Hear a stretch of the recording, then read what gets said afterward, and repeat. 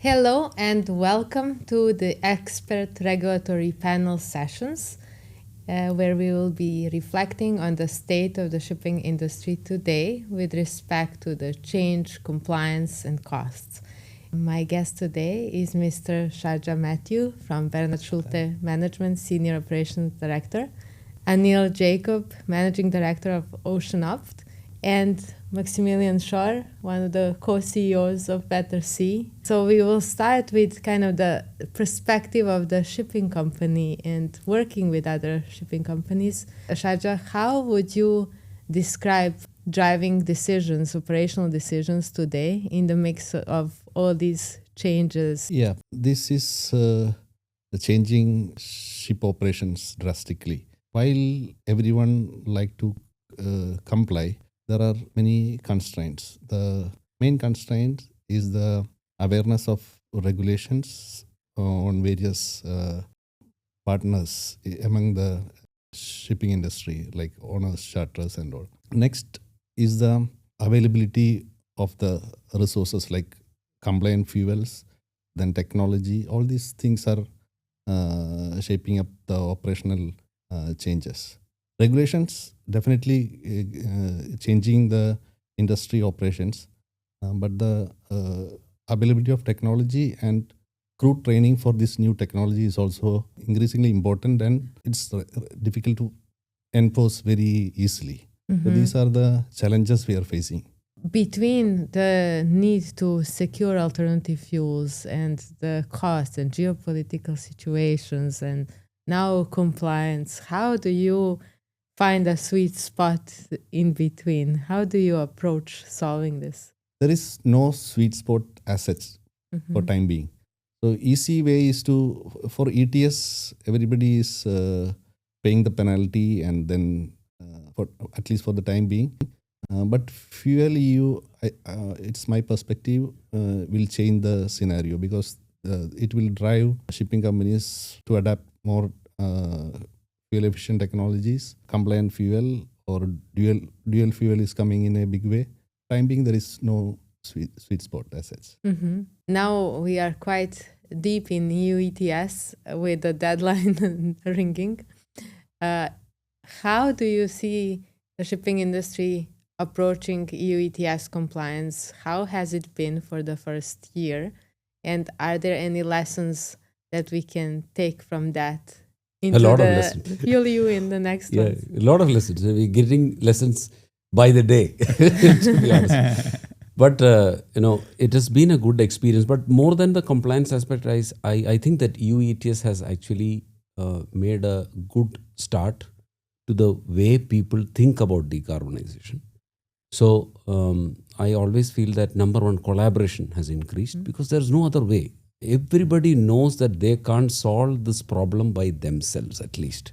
You need to collaborate. You need to cooperate with other stakeholders to find the solution. And no specific player, charter or owner or manager has all the solution. So that's where this data transparency and that one's common source of data. So EU ETS has created that simple sentence which we call as void statement. Void statement is sent and then you have EUAs. So to create a void statement, obviously the owners and the charters need to collaborate and the charters obviously need to reconcile the allowances. So this is one great improvement which has happened in an industry where owners and charters were in silos. So that's a major impact, I would say. It's a great beginning, and FuelEU is going to really solidify that kind of approach.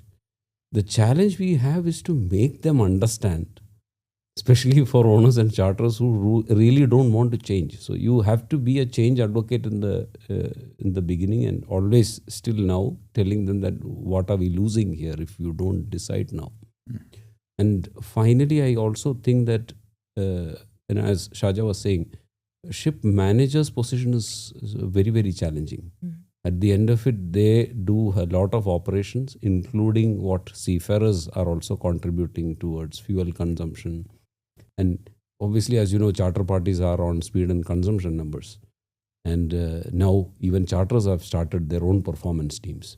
So they question each and every ton of fuel, which is coming back to questioning the seafarers again, who have been always at the receiving end. So I think this is one constant challenge we have. The first year, no movement happened for the first 5-6 months, because that was gone in just making them understand what this regulation is, because it's not like an STCW or MARPOL or SOLAS where it's kind of easy to understand. You're talking about a lot of commercial aspects. Suddenly for a technical person, it's very difficult to understand.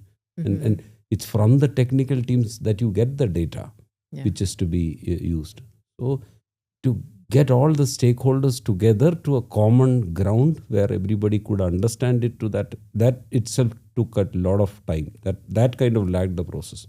But once you had the verifiers, everybody on board, where they were able to generate the void statements, and people started agreeing to this common source of truth, which is going to define every EUA. And then we also had companies also coming up with solutions, including us. Then I think the gap has kind of reduced now. So at least we see a lot of people who are already compliant. You know that you just got just more than a month before we have the first compliance deadline for EU ETS. Yes. We still have people who have challenges in opening MOHA accounts. So I mean, so I am saying that the challenge is still there, but it's far from the beginning hurdles that we had, at least.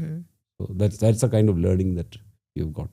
I like how you said that EU ETS was a good beginning to the compliance party, because it actually also changed the culture. Before, the data was verified once a year, and it still is, but then it called for the pre-voyage validated data concept. And I think just that small little thing, it looks little, but it's not. It's actually a total cultural shift from being very reactive, like, you wait and then things happen, and that calls for silos and such action.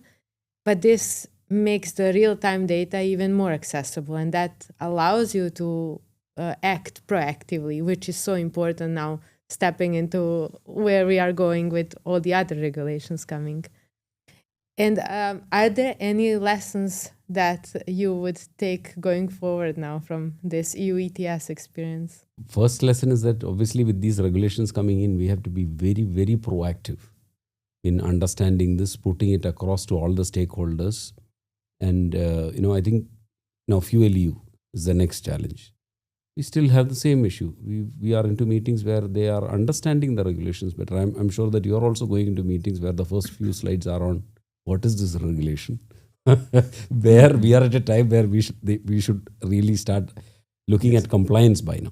So that is one of the lessons that we've learned, that as soon as a regulation or its calculation methodologies are there, we should have the tools in place, we should have the training, guidance, everything in place, so that people take time to understand and make their own strategies. And secondly, the biggest learning is that you need to collaborate. And then let's not put all this challenges on the seafarer, because that's the end user who's suffering a lot with all these regulations. We still have vessels where they are reporting in 3-4 platforms the same data. Yeah. Because the ships are not having telemetry or not having sensor data, and they have to go through the owner's data form first. Then they have to go to a platform that the charter have instructed to do. And then obviously you have mismatches here and there, where again it comes to the EUA's mismatch, or let's say the compliance balance. So you have everything properly organized on one side, but on the operational side, in order to streamline it, you don't have mechanisms in place. So this is something that needs to be set first before the regulations coming in. Now we still going for IMO GFI. We've still not had proper trainings done on the FuelEU, and we're still having IMO GFI coming in the next 2 years. With that, I will revert to Max. So can you reflect on the FuelEU journey of the industry, and what is it, the state now? Yes, I found interesting what Anil just said with the data transparency and the collaboration, because I think this is really helping with FuelEU, because we already had to implement it for EU ETS. So now there's already some sort of idea how to collaborate on data, how to give the transparency, right? And for example, the simple thing that you called voyage statement, that just now needs to be extended for FuelEU rather than newly developed. Right? And while Anil was talking, I was reflecting how, in fact, it was never the purpose of the EU ETS regulation to drive data transparency between maritime stakeholders, right? Or to drive collaboration between maritime stakeholders. In fact, the simple purpose was to put a price on the carbon that was emitted, right? But here you have this indirect impact of the regulation that solved a big issue that used to be there in maritime. What's the consumption of the vessel, and is it visible to all of the stakeholders, right? So that I just wanted to say, because I found it interesting now when Anil was talking about it, right? And that, I think, is also the start to the FuelEU journey, because there are lessons learned from EU ETS, and hopefully these lessons that were learned are now taken up again under FuelEU. And I believe now, in the beginning of the year, there was still a lot of discussion around EU ETS, how to solve it, how to get the EUAs, how to settle it, etc. And the first push of the market when it comes to FuelEU was mainly the BIMCO standard FuelEU clause that was coming out. And then the first people were, let's say, starting to think about it, how to implement it in the charter party agreements, etc.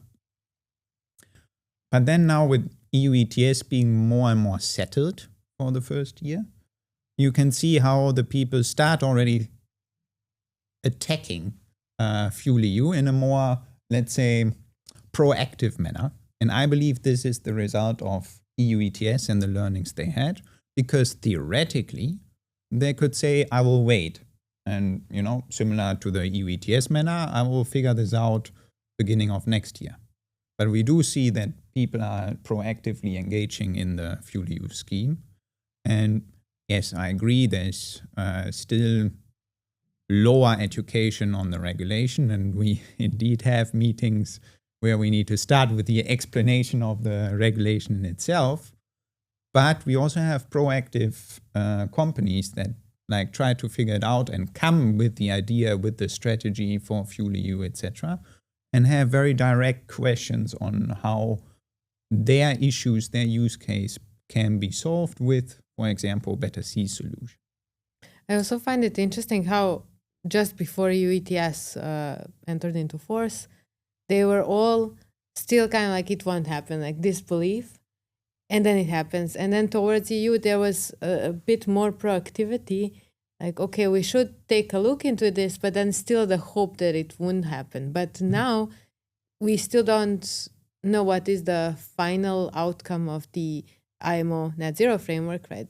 To what extent. But people are already interested, will you have this extension? Will you be able to calculate it? And I think that's a good shift. And it shows that the market is learning and trying to become proactive. And now back to Mr. Shaja, how does it feel for you on the other side when you're just trying to make the most of today, and then all these different regulations are popping up, different suppliers coming, everyone is asking for a new thing to be implemented, everyone is saying they know the best. How do you make ration out of this? Yeah, so EU ETS happened, and almost everybody is now prepared for EUA, all the transfers, everything is ready. Now the FuelEU is coming in, and then IMO Net Zero is coming in.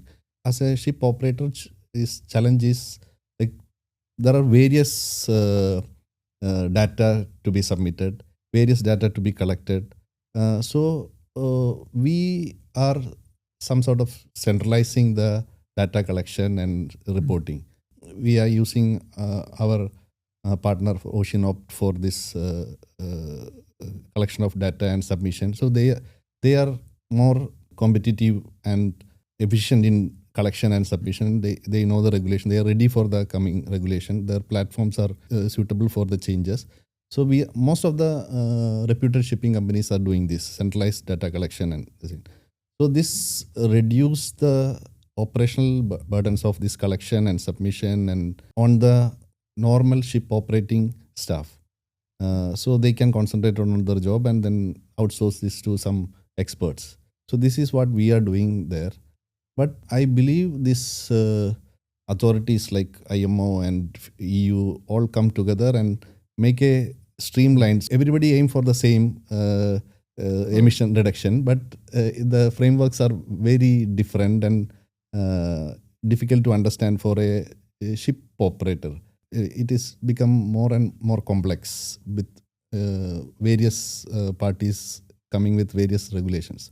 So I hope and I expect that industry will come together and will come one reporting and one compliance. And you're also close to the ship owners that you work with. How are you impacted by that dynamics? What do they think about it? There are large ship owners and there are small ship owners.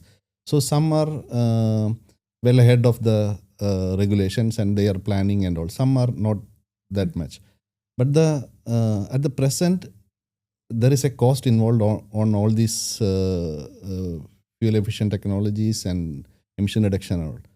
But who is going to pay for this? This is still not settled in the market. It will take some time to settle. So, for example, now a ship owner want to invest in a dual fuel methanol or dual fuel LNG vessels. Capex is not covered by the charter rates. Trading areas is not defined during the charter party. It's mostly it's worldwide. So charterers are not willing to pay for that EU part. And then the vessel go to EU, the charterer will save a lot of money, but that he is not prepared to pay the owners in the building stage. So there is a conflict of interest or on the capex, who is going to pay? That is making some delays in the decision making on the ship owner side. Mm-hmm. And then retrofits for small tankers. I operate some small chemical tankers.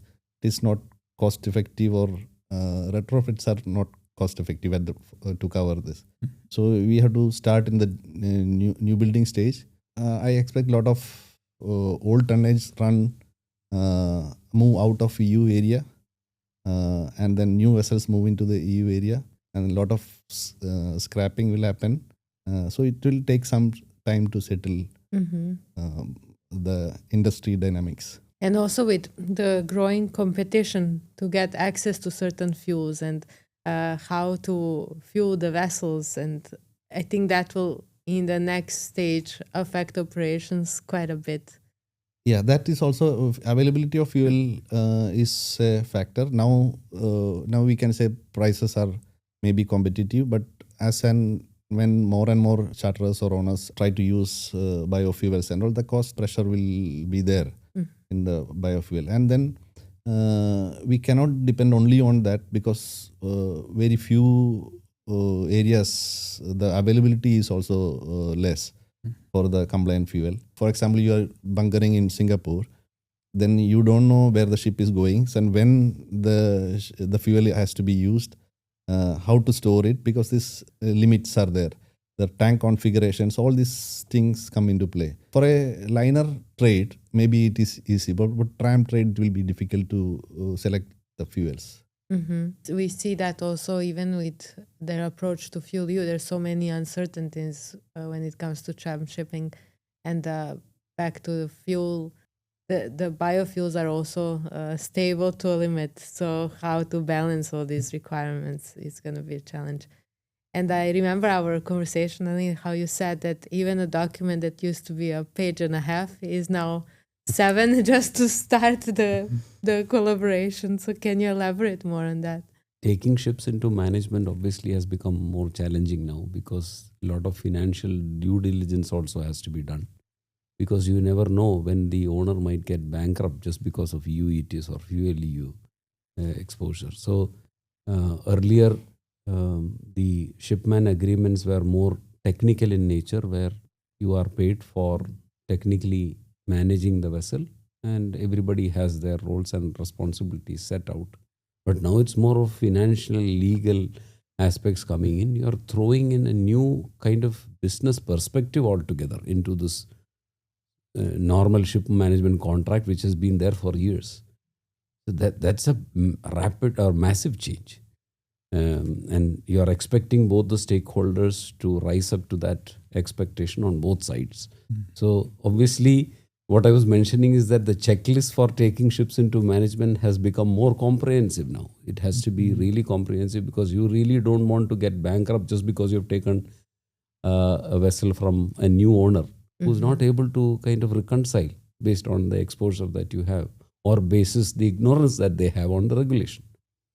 And FuelEU, I'm sure more head scratching could be done by Shaja now, because FuelEU makes I don't know for what reason, the ISM manager responsible for the regulation.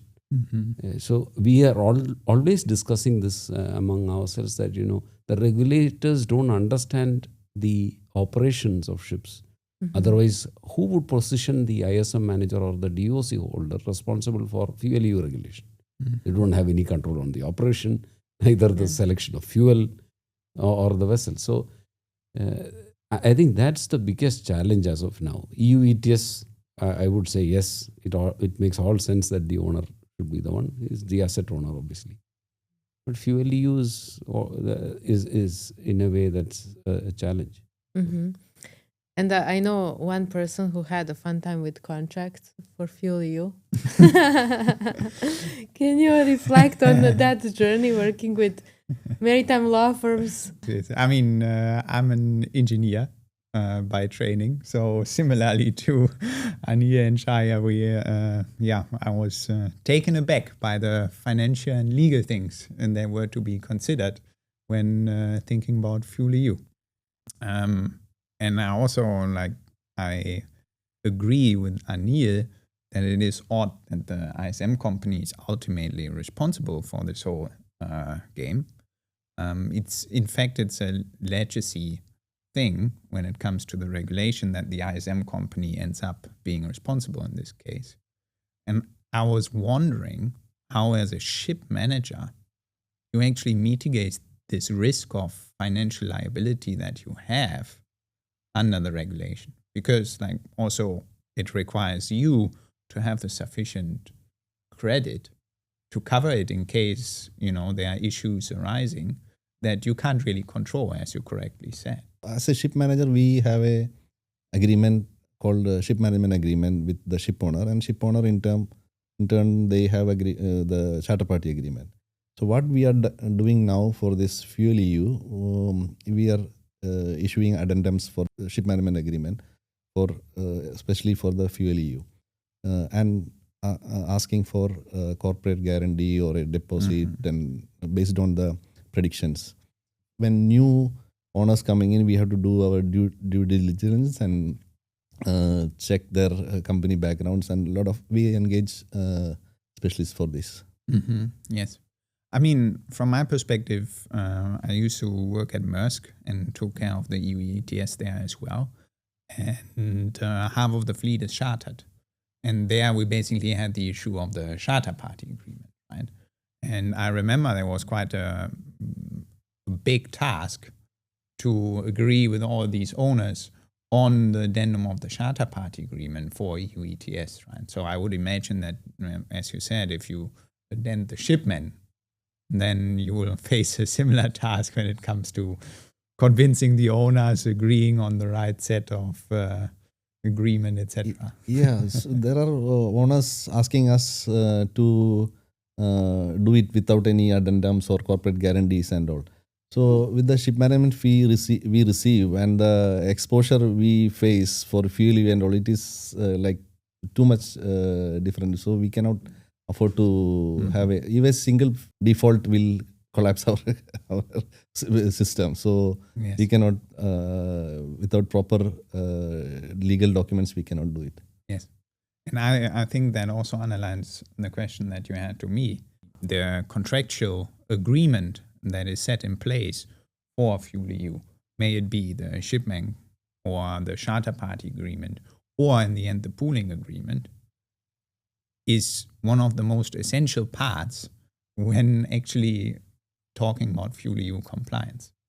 So, as I said, I'm an engineer, but in fact, nowadays I feel like I'm a legal nerd because I think this is really like the most important thing to do, right?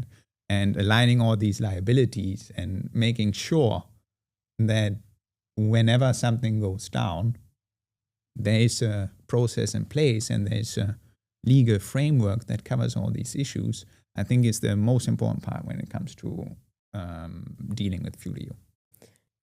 Being practical, would you elaborate what do you think, or this may be a question for everyone, what are some good things to have in a charter party agreement in favor of, for example, of an owner from that perspective? I mean, in a charter party agreement, there are several things that you need to think about when you do the FuelEU addendum. First and foremost, it's of course who is responsible. So BIMCO gave some guidance here. They said that if the charter period is longer than or minimum one reporting period, it should be the charterer who is responsible. Otherwise, it would be the owner. That I definitely agree with, because if it's less, then you end up in the issue that the vessel can only be in one pool per reporting period, but there are two entities that can effectively decide on the pool, and then it may end up in two or even three or four, depending on the amount of entities that end up with pooling decision power during the same reporting period. Then even if the charter period is longer than 1 year, there's it will basically never happen that the redelivery of the vessel happens on the 31st of December. So the likelihood is very low, right? So you need to have in the addendum some sort of structure around what happens if there are only parts of the reporting period covered. And so when redelivery is in March, what do you do from the 1st of January till March with the pooling of the vessel, right? And the compliance responsibility. And then I think the next thing that is essential is what do you agree upon when it comes to the commercial values? And if I have a penalty, if I prevent the penalty, what are the reimbursement schemes that are in place? If I create a penalty, do I reimburse the owner if I don't have the pooling rights myself as a charterer, right? How do I reimburse the owner? Do I reimburse the owner on the amount of penalty? Do I reimburse based on what I did when I pooled? All these kind of things need to be considered, right? The biggest issue that we see so far is that it's unclear what is actually the cost of compliance. Because yes, you can claim penalty is the cost of compliance, but effectively you can pool. So you don't need to pay the penalty.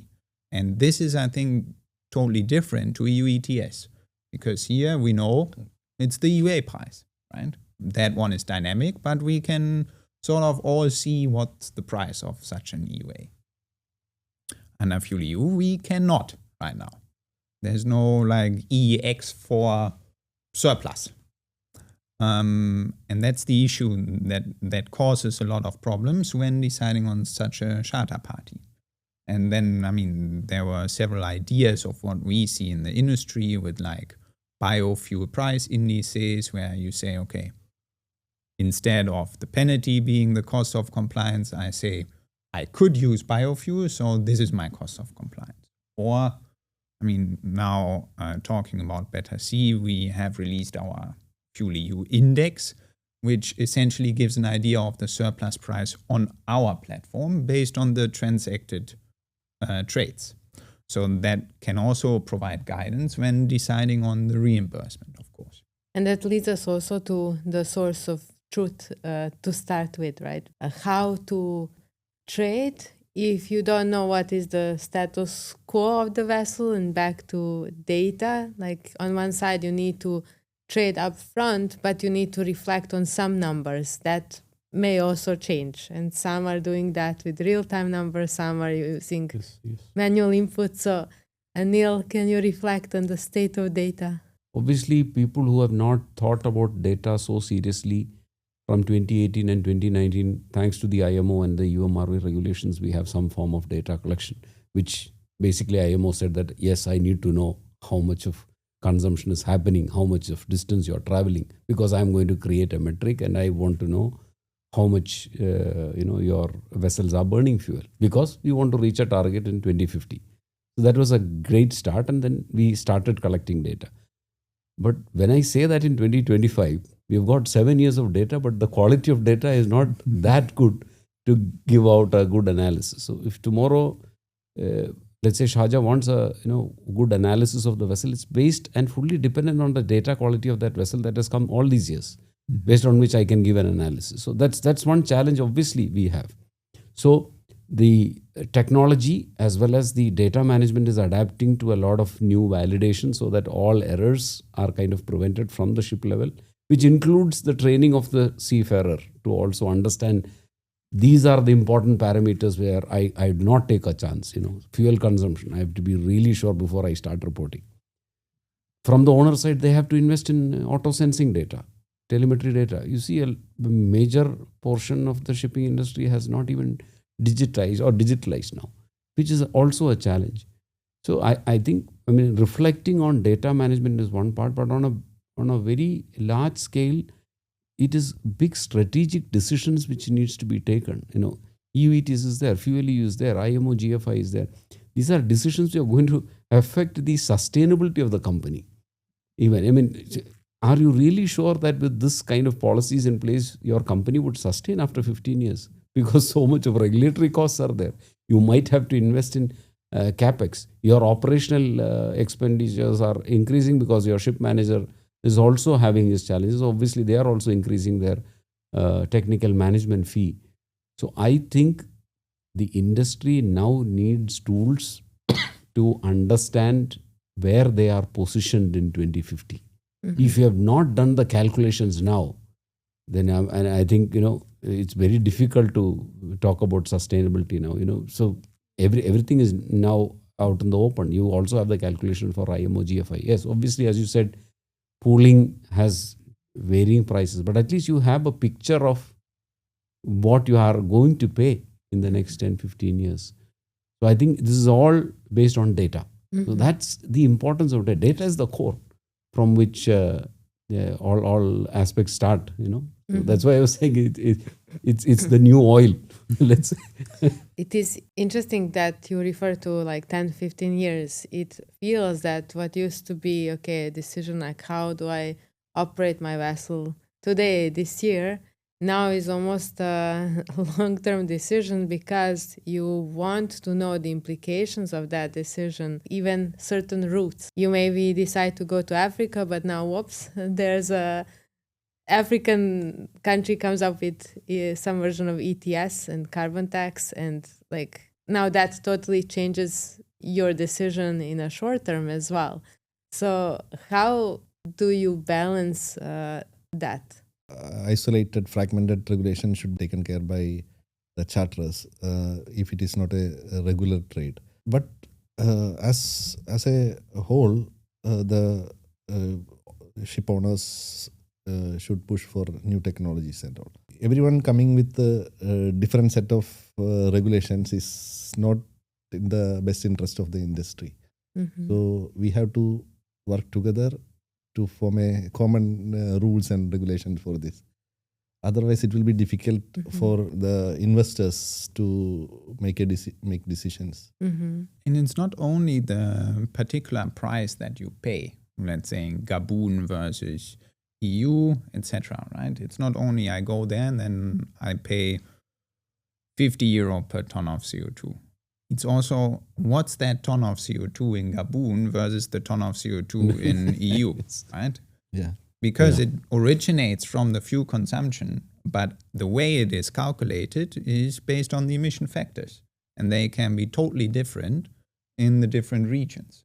So going back to Anil's point that data is essential, Anil will have a hard time calculating all of these different emissions that have been created by the same ton of fuel that was consumed. Because if it's not aligned, as you said, then, we will do this for every country if every country comes up with the idea. Because everyone will have, these guys will do greenhouse gas emissions, the other ones will do CO2, one will do well to wake, the other one will do tank to wake. And, oh yes, we do different emission factors, right? So, for me, that's tricky to calculate. For a guy with 5 vessels who has a few people working on everything else, how do they know what needs to be calculated when? Back to ways of maybe monetizing the opportunity. How do you reflect on the industry's activities, let's say, after we've announced the FuelEU Index? Do you see the change? Can you reflect on the activities also over the summer? Are they learning from it? Is it affecting anything at all? Yeah, I think it's similar to what Anil said with the data. Because there's data now, people can start making decisions, right? And when we published this index, then people were writing and saying, oh, the price is actually going up from the trades. So I need to make a decision now, right? And before I can go out and tell them, look, the price is going up, etc., it will go up even further. But they will only make the decision if they truly trust me. But here they don't need to trust me. They need to trust the data, and the data is there, right? And this data gives them the trust to make the decision and execute on it. And that's what we see also now with EU ETS being finalized, the data being there to start making decisions, because then the people are actually actively engaging in the surplus trading. It's really interesting to see how you said that now the trust is moving from just a person and the words to the data, but the shipping industry relies so much on this concept of trust between the two people, right? And again, back to cultural shifts, it's totally asking for a different type of thinking and behavior that is a byproduct of just a couple of regulations. Mm-hmm. And also industry has benefited from the trust from one to another, from the lack of data. So there are also many stakeholders that made businesses off of that transparency, yes. Right? So can you reflect, maybe this is a question for all, how do you see this reacting to this now need to make things visible and accountable? From our perspective, when we say that data is going to be a major factor, we also see the industry observing a lot on how the regulations are shaping up. So recently I had a conversation with one of our clients and I asked him that, are you aware of this IMO GFI, which is almost like a FuelEU model? And yeah, we're waiting. We're waiting for the regulations. But he has 2 vessels which are going for dock the next year. Mm-hmm. The question is, these vessels next docking will happen in 2032. By that time, GFI regulations have already come in and he's most likely going to pay a penalty for not acting on the energy saving or any other methodologies which are there in the dry dock which is happening. So that's why strategizing on the data that's already available for you, which we actually provided him for the vessels. Mm-hmm. So I think that's one of the verticals that we have is for the consultation aspect, where we tell them that this is the vessel data, this is speaking to you on your present condition, and what we kind of look at in the next 15 years is this, where there's a huge regulatory cost that you have to pay. What are you intending to do? Simple question. And they say, yeah, we are observing. But then when you observe, you lose out on many opportunities, including that aspect. But I'm, as you correctly said, many companies see this as a great opportunity in making business. But I think the people who act late have to pay a big price for sure, because penalties are not like small amounts. We've already discussed that. And so those kind of I'm saying adaptive decisions needs to be taken in my opinion. That's how I see of it now. Maybe Shaja, you can also reflect. I think we have a lot of ship owners who are waiting for placing new building orders, waiting for investing into fuel saving technologies, because nobody is clear the cost benefit of investing now. So we see increasing average age of the ships we manage. Most of the present owners want to extend the life, so they give life extensions, repairs, and all. Instead of investing into new ships, they want to extend the life of the ships. So suddenly, if the cost benefit goes out of favor, they can just scrap the vessels and go for the new vessels. So a lot of ship owners, traditional ship owners, especially small to medium ship owners, are waiting for where the industry is heading, fuel technologies, or which is the ammonia is feasible, or the LNG will be staying in the market after 10 years. These are the things nobody know. Only big owners, charterer owners who operates and owns the ships invest at the present moment. So then essentially means that once there's this thought for clarity that everyone needs, then all the shipyard slots will be gone in a second. Shipyards are now also full. Exactly. So there will be a lot of run, I guess. Right. And this is based on manual data, one could say, right? I mean, for people who have invested in telemetry long time back, they have little more clarity on the decisions, because they don't, I mean, all this data is based on proper sensors on board, which have given the right amount of information. Most of the other owners are betting the data on, whatever has come all these years through manual reporting, which has been done on board, although they have the interfaces for it. But at least you have an idea, a fair amount of idea. Yeah, I mean, going back to the question that you had, I think like all of us servicing the owners, right? The trust that the owners need to have in us doesn't go away. They still need to have trust in order to engage with us and trust us to do the things and help them with the things. I just think that the data that is then there enables them to have this trust faster, easier. It's underlying the reason why they trust in us for that matter. Or the tools, that yes. come. Yes. And also reflecting on the previous period, quite a number of trades also involved small shipping companies. Like some of the first contracts we've had were from the small shipping companies with only a few vessels, because some of them realize, okay, maybe I don't have a full picture, but there's a high penalty and like quite impactful financial setback if things are done wrong. And then they were like, okay, let me do something to de-risk myself, and then throughout the year I'll figure out if I can additionally get access to fuel or not. But this was a good like initial move.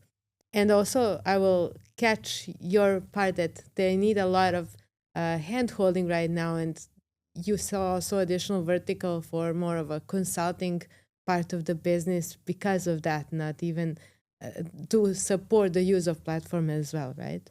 Right. We get now queries from some of the companies to act as a consultation service provider.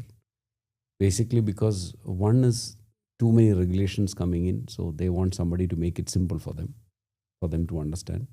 Secondly, because we have a lot of data, they also want us to really look at the different energy efficiency technologies, ESDs which are there, and what are the practical fuel saving percentages, not what the vendor promises.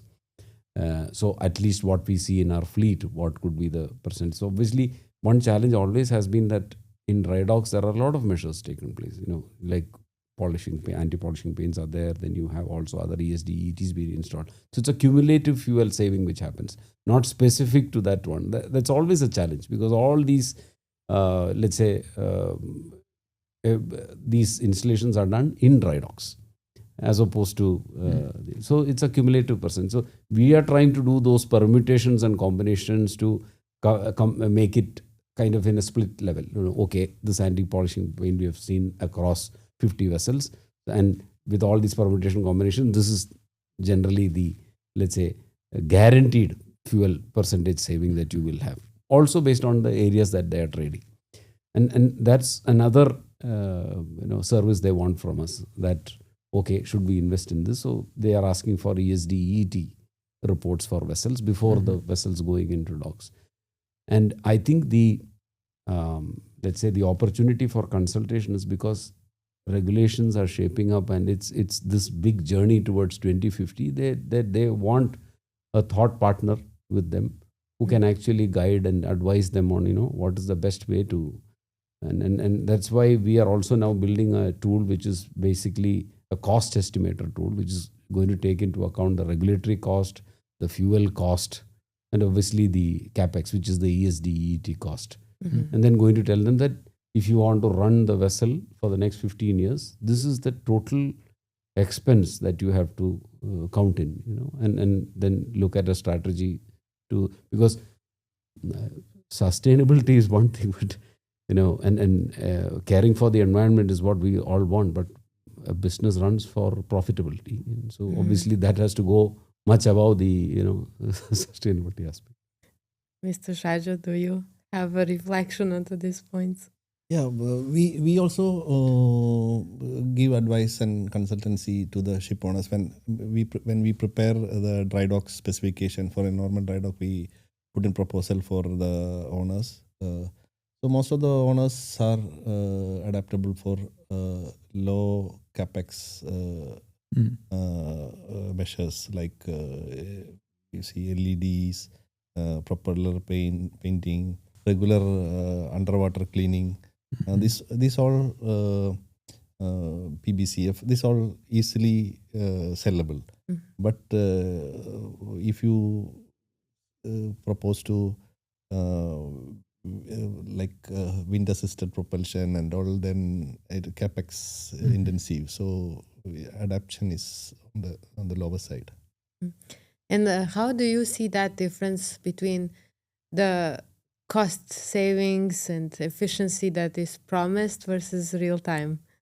We have sufficient data for few of the things. So if you say air lubrication and all is not as promised, but PBCF and all, if you there is a speed range, the efficiency is highest. If you operate in that range, it's maybe close to that estimate. But when you go out, then it drastically changes. So we cannot predict this, but maybe we can average 50 to 60% what is promised is what we get in the real time. Looking now towards the IMO Net Zero Framework, I don't like to speculate, but this is now the drum roll moment. Everyone is kind of counting down towards mid-October, whether to celebrate or cry. How does that affect the, let's say, behavior towards FuelEU? Any lessons learned? I mean, of course, shipping companies claim or have the idea and then they wait until there's a decision made on the IMO Net Zero Framework. And this idea comes from the fact that they assume that potentially then FuelEU is scrapped, basically. Now, if you think about it, in following the correct processes that are undergoing under the EU, then this needs a legal process to be decided and so forth. So it will effectively not happen in October. And even if the IMO decides to agree on the IMO Net Zero Framework and the EU potentially considers removing FuelEU, it will take a long time. Most likely minimum until 2028 when IMO actually starts. So from that perspective, I don't think it's a considerable idea to wait until October to make any decision. Because this year definitely you will need to be compliant. And also next year it's, I think, absolutely reasonable to assume that you will need to be compliant with FuelEU. Right? So you should better consider your first mover advantage rather than whether you want to wait until the IMO decides. Generally speaking, it is, of course, having two regulations at the same time, a regional and an international one, creates the same issue that we already discussed, because also at IMO level, the greenhouse gas emission factors will be different. ACV values are different, although, it's the same ton of fuel. So again, you have the issue that you need to calculate for different regulations, what will be the exposure. And then on top, it's not only the emission calculation, it's also then the commercial calculation, right? Surplus under FuelEU has a value, surplus units and the IMO will have a value. So if all these things coexist, then there's a lot of decision making to be done.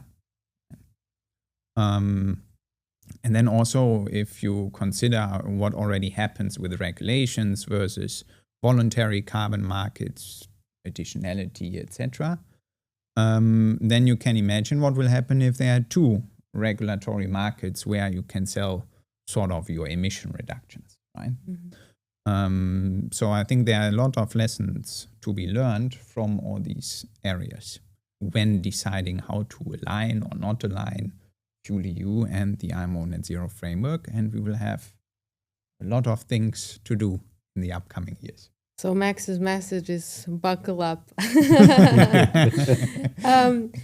Would you have any suggestion how to look towards it? Basically, interesting times, as we say.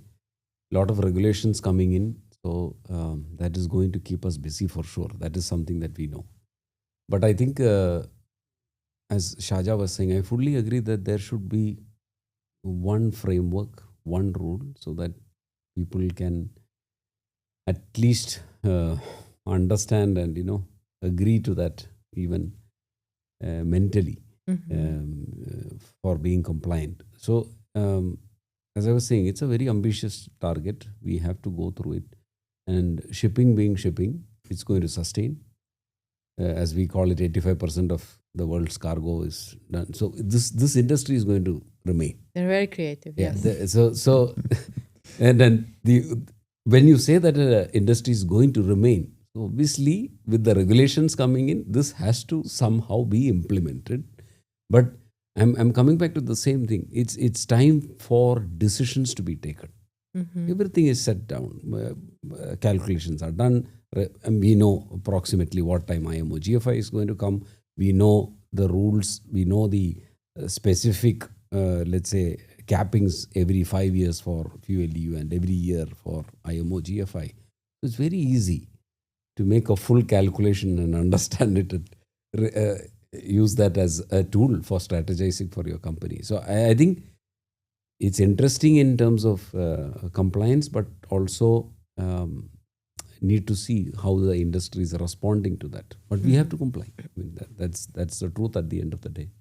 I think both will merge around. You are more lenient to 2028. I think maybe 35, because EU is more stringent. IMO is now more lenient. Only 10% they are going to tax, at least up to 35. So environmental sin EU will push for more stringent, and then they will merge maybe around 35 only. So you have to deal with the two regulations till that. I wish it will be earlier, but everyone was saying that this is the cheapest mode of transport, but with all these regulatory costs, I don't know what is the new normal. But obviously not with compared to air. It will be more than the fuel cost. Yes. Okay, so with that, I think the closing remarks are we placed our bets into different years, but for sure the industry should use the resources available, information available to make decisions, at least to start this year and then next year. And hopefully we can promote alignment of different frameworks and regulations so that we don't have to do all this complex math in our heads. Thank you very much for being my colleagues today here at this roundtable discussion. And until the next time. Thank you. Thank you. Thank you.